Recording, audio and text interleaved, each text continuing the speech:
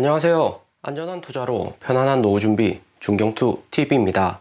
네, 8월 28일 일요일입니다. 비트코인 2만 달러 마이너스 2.9%, 이더리움 1,400달러 마이너스 4%, 에이다, 폴리곤, 트론 플러스고, 리플, 솔라나, 도지는 마이너스고요. 비트코인 장중에 19,000달러 후반까지 하락을 했다가 다시 2만 달러로 상승을 하는 등 지난주 폭락 이후 빠르게 상승을 못하고 있는 모습이고요. 비트코인 2만 달러 아래로 내려올 때마다 채굴자들 조금씩 비트코인 매수를 하면서 비트코인 2만 달러 라인 단기적으로 유지시켜주고 있다 볼 수 있습니다. 주말 동안 1,000억 원 이상 자금들 코인 시장으로 들어오면서 비트코인 2만 달러 아래로 내려올 때마다 채굴자들이 매입 중이다 볼 수가 있고요. 채굴자들 매수로 비트코인 2만 달러 현 단계 잘 유지해준다고 해도 9월 1일 미국 양적 긴축 규모 2배로 확대되고 9월 8일 유로 금리 인상 구간에서 다시 크게 하락이 올 수 있기 때문에 현재 구간에서 매수하는 것은 리스크가 크다 볼 수 있습니다. 단기적으로 비트코인 2만 달러 횡보한다고 해도 살짝 올랐다가 크게 빠질 가능성이 높죠. 8월 28일 ECB 유럽 중앙은행 주요 위원이 프랑스 중앙은행장 잭슨홀 회의 중에 75bp 금리 인상 유럽도 9월에 가능하다고 이야기를 했습니다. 그러면서 최소한 50bp는 금리 인상하는 거고 그 이상도 고려 중이다 발언을 했고요. 미국도 물가 상승률이 높아서 파월의장 강한 긴축 발언 8월 26일 발표는 했지만 유럽 물가 상승률은 꺾일 기미도 없이 8월에는 7월보다 더 높은 9% 가까운 인플레이션율 상승이 있었습니다. 여기 빨간색 라인이 유럽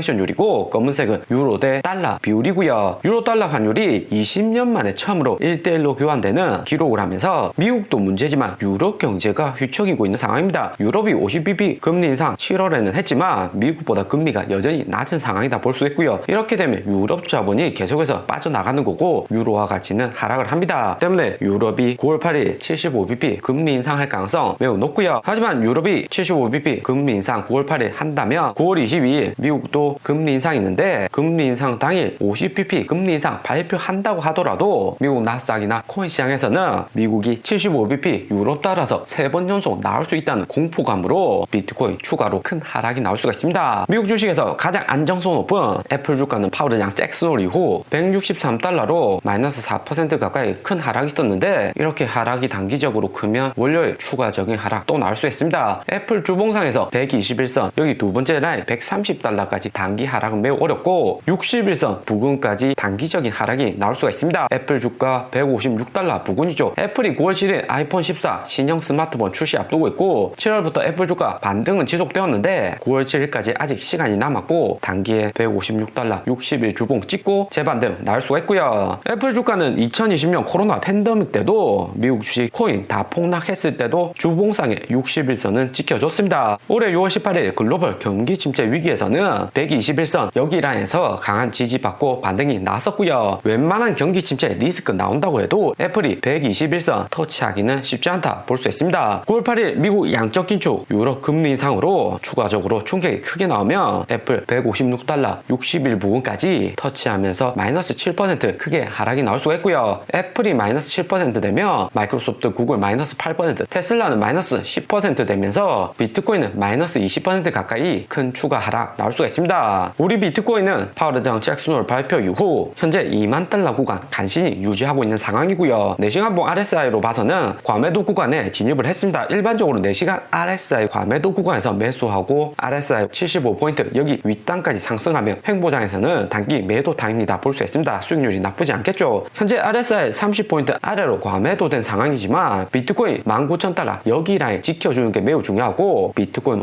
5%만 더 빠지면 19,000달러이기 때문에 이후 애플이 마이너스 5% 이상 큰 충격 한 번 더 나온다면 비트코인 18,000달러 마지막 저항선도 위태위태하다 볼 수 있습니다. 미국이 양적 긴축 시작하는 9월 1일부터 유럽 금리 인상 9월 8일, 9월 14일 미국 CPI 인플레이션율 발표 그리고 9월 22일 미국 금리 인상까지 코인 시장 9월에 변동성이 매우 크게 나올 수가 있다 생각이 들고요. 당장의 코인 채굴자들 손해 안 보려고 비트코인 2만 달러 유지시켜준 입장이지만 애플 테슬라도 마이너스 5% 빠지는 상황에서 비트코인 2만 달러 유지시키는 게 결코 쉽지 않다 볼 수 있고요. 이런 와중에도 코인 비트코인 투자자들 움직임 보면 비트코인 메인 코인 투자보다는 반등 수익률 큰 알트코인 투자 비중이 여전히 크다 볼 수 있습니다. 비트코인 도면스 38%, 이더리움 도면스 17.7%로 작년 비트코인 11월 폭락 직전 단기 조금 하락했을 때와 비슷한 비트코인 이더리움 도미넌스고요. 이더리움 도면스 17.7%로 투자자들 이더리움 홀딩은 하고 있지만 이더리움 가스비 5기위 정도로 이더리움 거래는 거의 일어나지 않고 있다 볼 수 있습니다. 이더리움 도면스가 18.5% 이상은 되어야지 비트코인 가격 변동에 따라서 이더리움 가격 변동이 상대적으로 작다 볼 수 있고요. 하지만 이더리움 도면스 하락하고 기위 동안 낮은 상황이면 이더리움 가격도 비트코인 따라 움직인다 볼 수 있습니다. 그리고 이더리움 차트 보면 9월 15일 이더리움 머지 하드포크 기대감에 이더리움 가격이 비트코인 가격보다는 상당히 선방하고 있는 모습이다 볼 수 있고요. 비트코인 따라서 하락 크게 왔다면 이더리움 거의 $1000 구간까지 가격이 내려오는 게 맞겠죠. 대신에 이더리움 $1400 후반에서 현재 움직이고 있고 $1300 여기 7월 28일 미국 75bp 금리 인상 이후 상승했던 여기 라인이 이더리움 무너진다면 다시 $1000 아래로 내려갈 수 있습니다. 최근 기관들이 비트코인 추가 매수는 안 하고 팔고 있는 상황에서 코인 시장의 유일한 희망은 이더리움이다 볼 수 있고요. 이더리움 작년 여기 에로 글래셔 하드포크 할 때는